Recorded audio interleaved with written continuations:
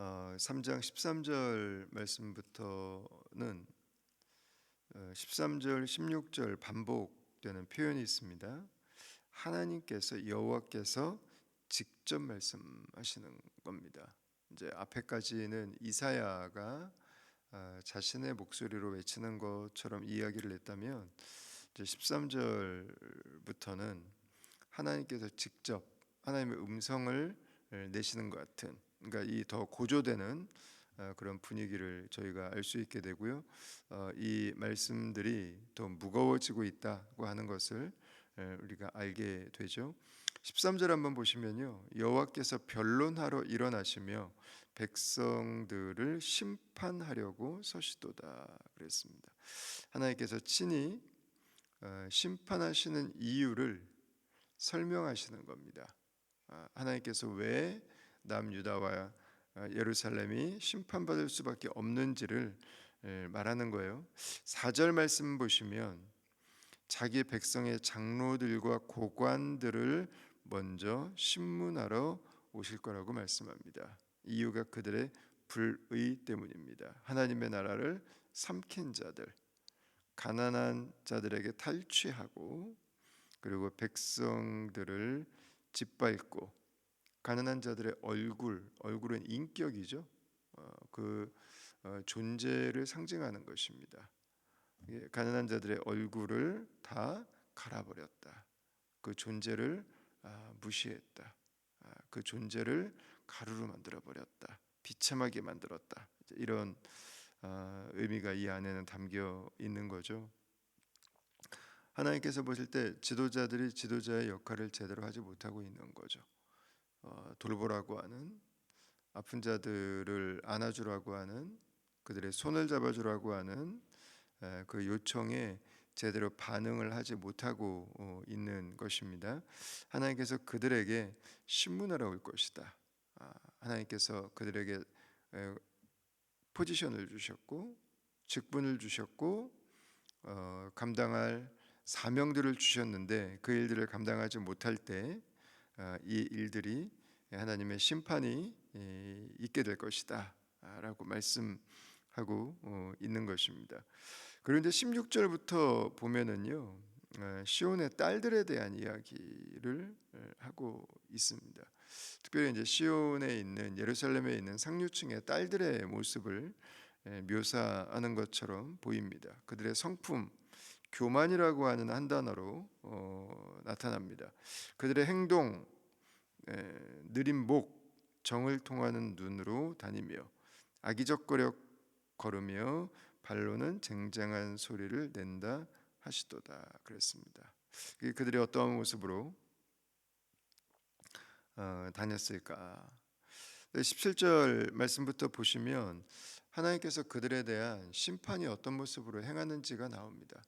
하나님이 여기에 기록된 묘사한 그 내용들은 전쟁 이후에 이 여인들이 포로로 잡혔을 때의 그 모습을 묘사하는 내용들을 담고 있습니다. 왜 이런 일들까지 드러났을까? 18절 말씀 보시면 그녀들의 주된 관심사가 있었습니다. 그녀들의 주된 관심사, 자신을 꾸미는 것, 가꾸는 것, 자신의 얼굴, 자신의 외모, 자신의 몸, 자신의 부, 자신의 액세서리, 자신의 소유, 자신의 옷. 근데 여러분 어떠세요? 제가 지금 말씀드린 것들이 다 잘못된 건가요? 그렇지 않습니다. 그렇지 않습니다. 오히려 이게 좀 조심스러운 말이기도 한데 하나님께서 지으신 대로 나를 아름답게 가꾸는 것은 하나님의 딸로서 일면 당연한 모습입니다. 이상하게 보면 안 되죠. 그 자신의 몸을 건강하게 또 자신감 있게 잘 가꿔가는 것들은 귀한 것입니다. 그리고 하나님의 딸들이 누구보다 그렇게 살아야 되는 부분일 수 있습니다. 문제는 뭐겠습니까? 하나님이 없는 그것이 전부가 된, 그래서 사치와 허영덩어리로 결국은 전락하게 된 그것만이 마치 인생의 이유가 되고 그녀들의 인격이 되고 그들의 삶의 목적이 되고 그게 전부가 되어 버린 것 같은 그 모습을 저희들이 생각하면 될 것 같습니다. 하나님 없는 사람들의 모습들, 결국은 세상의 전부가 될 수 없는 그 모습인 거죠. 근데 이건 뭐 예루살렘에 있었던 이사야가 보았던 상류층 딸들의 모습만이 아니라 오늘날에도 마찬가지입니다. 오늘날에도 하나님이 없다면 세상에서 추구할 수 있는 것들은 이것밖에 없습니다. 예, 자신을 가꾸고 자신을 아름답게 꾸밀 줄 알고 건강하게 자신의 삶을 잘 관리하고 하는 것들은 중요합니다. 그러나 하나님이 없다면 이것이 전부가 돼 버리죠. 이것 때문에 살고 이것 때문에 절망하고 이것 때문에 행복하고 이것 때문에 죽습니다. 그것들이 오늘날에도 조금도 다르지 않은 모습으로 나타나는 거죠.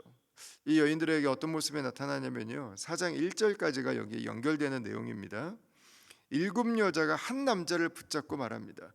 우리가 떡을 먹으며 우리 옷을 입으리니 우리가 알아서 살 테니까 다만 당신의 이름으로 우리를 부르게 하여 우리가 수치를 면하게 하라 하리라 그랬습니다. 전쟁으로 인해서 남자들은 다 죽고 결혼할 남자가 없으니까 7여자가 한 남자에게 결혼해 달라고 애원하는, 남자가 여자에게 와서 청혼하는 모습이 아니라 애원하는 그 비참한 모습을, 그 아픈 모습을, 심판 이후의 모습을 지금 기록하고 있는 거죠. 여기에서 이제 반전은 2절부터 6절까지입니다. 2절부터 6절까지 이 말씀을 보면 하나님의 심판이 왜 있는지가 너무 명확해집니다. 하나님이 왜 심판하시는가? 회복하기 위해서. 여호와의 싹이라고 하는 단어가 나오죠. 세상은 비참해진 것 같은데 여호와의 싹이 아름답고 영화로울 것이요, 그 땅에 솟아난 이스라엘의 피난한 자를 위하여 영화롭고 아름다울 것이요 라고 묘사하고 있습니다. 하나님께서 왜 이런 심판을 내리시는가? 회복하기 위해서입니다. 온전하게 하시도록 하기 위해서입니다. 뭐 이게 자동차 사고 같은 거 났을 때 뭐 살짝 뭐 긁히거나 이렇게 들어간 거는 펼 수 있지만 조금 많이 고장난 것들은 그냥 새 걸 갖다가 맞춰가야 되잖아요. 그런 거죠. 새로 만드시기 위해서 하나님께서 이 일을 하고 계신 거죠.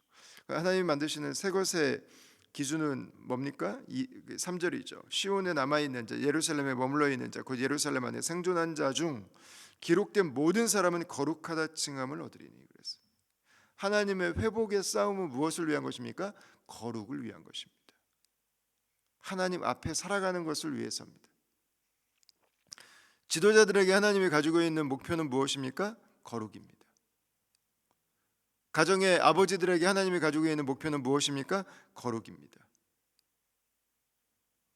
하나님의 딸들에게 하나님이 가지고 있는 기준은 무엇입니까? 거룩입니다. 4절이죠. 이는 주께서 심판하는 영과 소멸하는 영으로 시온의 딸들의 더러움을 씻기시며 예루살렘의 피를 그 중에서 청결하게 하실 때가 됨이라 그랬어요. 거룩한 백성들에 대해서 5절과 6절을 보시면 하나님이 그들을 낮에도 밤에도 지키시고 덮어주신다. 더위에도 추위에도 그들을 보호하신다. 폭풍우 속에서도 하나님께서 피할 곳이 되어주신다. 이렇게 말씀하고 있는 거죠. 무엇을 위해서 하나님은 이 끔찍한 심판의 과정을 거치게 하시는가? 온전한 거룩한 존재로 회복되도록 하기 위해서. 이 말씀은 이스라엘 백성들이 바벨론의 포로로 잡혀가서 다시 돌아와서 일어나게 되는 영적인 부흥에 대한 희망을 담고 있지만, 그러나 이 말씀이 온전히 이루어지게 되는 것은 온전한 여호와의 싹이신 예수 그리스도를 통해서 이루어지게 되는 것입니다. 그 사실 이 말씀을 오늘날 우리 시대까지 가지고 온다면 장로와 고관들은 예수님 안에서 성도라고 이해하시면 돼요. 성도. 왜냐하면 성도의 포지션은, 성도의 직분은 영적인 영향력이거든요. 우리가 하나님을 알지 못하는 자들에 대해서, 아무리 세상에서 잘 살아도 영적으로는 가난한 자들입니다. 그들에게 탈취한 것들, 그들을 영적으로 짓밟고 있는 것들, 그들이 하나님을 알지 못하기 때문에 그들의 얼굴에 맷돌질하는 것들. 그건 여러분, 우리가 교회가 회복해야 되는 거룩의 모습 중에 하나라는 것입니다. 하나님을 알지 못하는 영적인 가난을 볼 수 있는 눈이 있어야 됩니다. 하나님을 알지 못하는 영적인 공고함을 가진 자들에 대한 긍휼의 마음과 그들을 향한 섬김의 마음을 가지고 있어야 된다는 거죠. 여러분, 시온의 딸들 또한 하나님의 은혜 가운데 구원받은 주님의 교회라고 이해하셔도 됩니다. 교회가 하나님의 살아계심 안에 있지 않고, 교회가 세상의 온갖 것들에 우리의 마음이 사로잡혀 있다면, 여러분, 그 교회는 세상에 덕을 끼치지 못합니다. 세상이 와서 내가 당신을 알고 싶다고 교회에게 청혼하지 않습니다. 교회가 세상에게 애원하며 살아갑니다. 교회가 세상에 눈이 돌아가죠. 교만하여 느린 목, 정을 통하는 눈으로 교회가 아기작 걸으며 발로는 쟁쟁한 소리를 내며 살아가게 되는 거죠. 여러분, 주님께서 오늘날에도 교회에게 원하시는 것은 거룩입니다. 거룩. 하나님 앞에 온전히 서는 것입니다. 더러움을 씻기시고 청결하게 하시는 그리스도의 보혈로 오늘 하루를 살아가는 것입니다. 그래서 이 이사야서의 말씀은 단순히 BC 8세기에 주신 말씀일 뿐만 아니라 저 여러분들에게 오늘날 주시는 말씀이기도 하죠. 하나님은 오늘도 이 여호와의 싹의 약속을 붙들고 계십니다.